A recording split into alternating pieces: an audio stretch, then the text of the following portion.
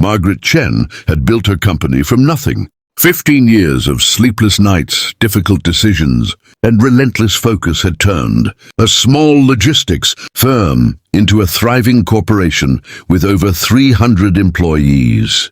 If you believe in kindness, second chances, and the power of small moments to change lives, please like, comment, share, and subscribe to Kindness True Stories. Also, tell us in the comments, where in the world are you watching from? She prided herself on knowing her team, the managers, the department heads, the rising stars. But if someone had asked her the name of the janitor who cleaned her office every night, she would have had to look it up. His name was Daniel Reeves. 34 years old, single father, 4 years of perfect attendance, facts she had only discovered last Tuesday while reviewing HR files for budget cuts. The janitorial staff was under consideration for downsizing, and names on spreadsheets rarely told full stories. Something about his record made her pause. Not one sick day, not one late arrival. 4 years of invisible perfect dedication. That same evening, Margaret stayed late under the pretense of finishing a report. But truthfully, she was watching. Around 8 o'clock, Daniel arrived on the 4th floor with his cart. Earbuds out, no music, just quiet focus. He moved through the office methodically, efficiently, like a man who respected every second of his time. She noticed he brought his own lunch, a simple container of rice and beans, and ate it in exactly 11 minutes before returning to work.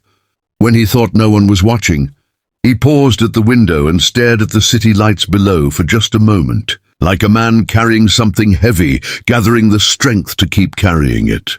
Margaret felt something shift in her chest. She gathered her bag and left, deciding to do something she hadn't done since her early entrepreneurial days. Follow instinct instead of data.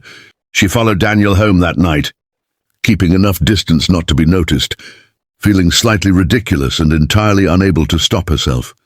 He took the bus, transferred once, and walked 6 blocks through a neighborhood that hadn't received the same urban renewal as the downtown core. He stopped at a small house with a patched roof and a porch light that flickered with every passing breeze. Through the front window, Margaret could see warm yellow light and the unmistakable silhouettes of children.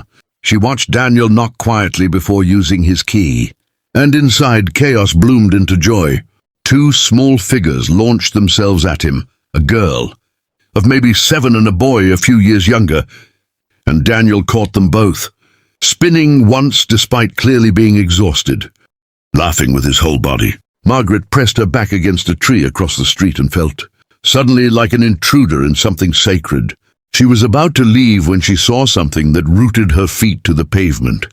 Daniel's daughter dragged him to the kitchen table, pointing urgently at papers spread across it. Science homework, Margaret could see through the window.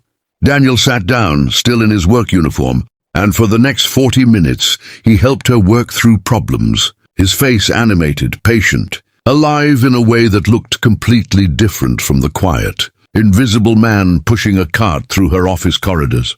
The boy had fallen asleep on the couch beside them, and Daniel periodically reached over to adjust the thin blanket, covering him without ever losing the thread of his conversation with his daughter. At 9:30, lights began going off room by room. Margaret stood in the darkness and did the math she should have done long ago.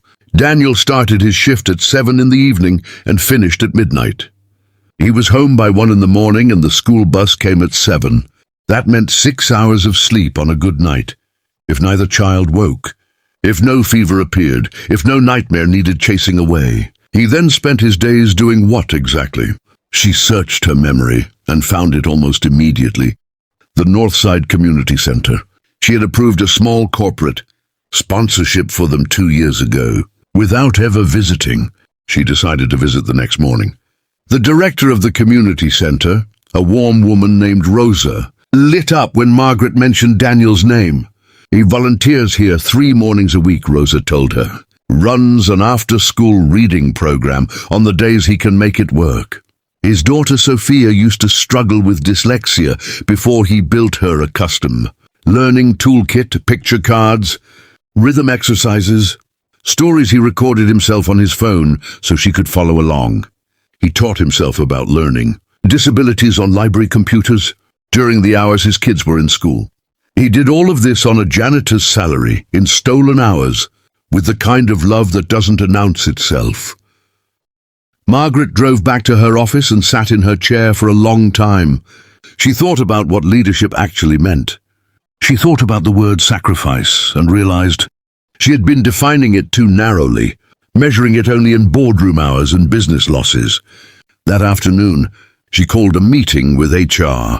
She pulled Daniel's file out of the budget cut column and placed it somewhere entirely different. She created a new internal program, the Quiet Excellence Initiative, designed to identify and invest in employees who demonstrated exceptional character and commitment outside their job descriptions.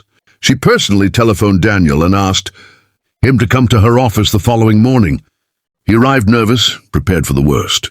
Instead, Margaret stood up when he walked in, extended her hand, and said something she hadn't said to anyone in years. "I see you."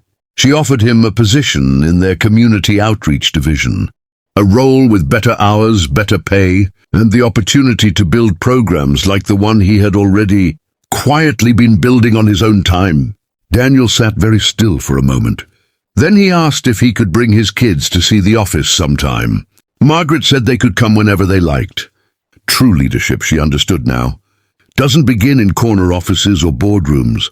It begins in the exact moment you decide to stop overlooking the person standing right in front of you.